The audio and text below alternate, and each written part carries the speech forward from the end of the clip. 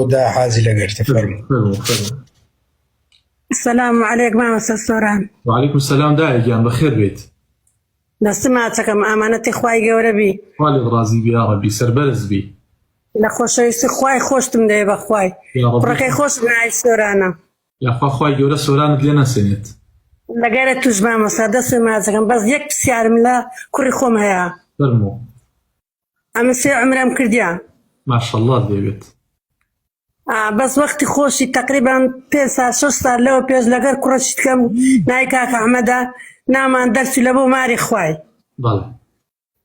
ناوەکەمان دەرچوو کوڕەکە گوتی دایەوە نامان دەرچوو گوتمان لە خوای بەزیاد بەتا وعدی دێ خوا گەورەیە وەڵا کاتێک ناوەکەمان دەرچوو لە بۆ عەجێ وەڵا کاتێک تەلەفۆنی گوتی وەڵا دا ناوەکانیمە ڕەفس کرایتەوە فرۆشرایە باش تا وەرەقەی بدایتە ئیدکە نەفەری بکە. گوتم بزانم مامۆستا دەرێ یعنی گوناحە یان نا. طبعا نەگەر ئەمە فرۆشرابی ئەم غەشە گەورەیان کردبێت ئەمە تاوانێکی زۆر گەورەیە و هەر کەسێکی ئەو سەریکە هەر کەسێکیش ناوەکانی مەدرا نەفەری تکە وەتیان وەڵا ئەنگۆ ناوتان لە قورعی دەرنەچوو. ئیتر ئەمە زوڵمە خوای گەورە قبوڵی ناکەوە ئەو کەسەش ئەو حەجەی کرد بێ و سوورزانی بێتی ئەمە حەجێکی دزراوە حەجی و کەسەش قبوڵ نەبووە.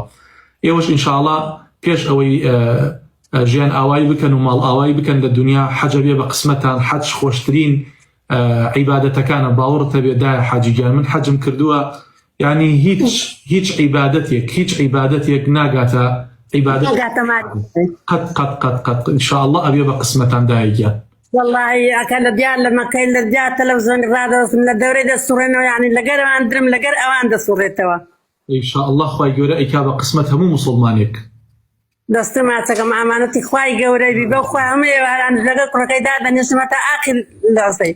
دایگیان خوا کوڕەکانە لێ نەسەری و تەشویق بن یا ڕەبی تۆیان بۆ بیاڵێ و ئەوانش بۆ تۆ بیاڵێت. ڕەبی ئامانەتی خوای گەورە بی خوای گەورە پشتیوانت بی یا ڕەبی لە بۆمەت بێبی. دایگیان دوعای خێرمان بۆ بکە خوا موفەقت کە یا ڕەبی بەخێر بیت. ڕەبی ئامانەتی خوای گەورەی بی مامۆستا.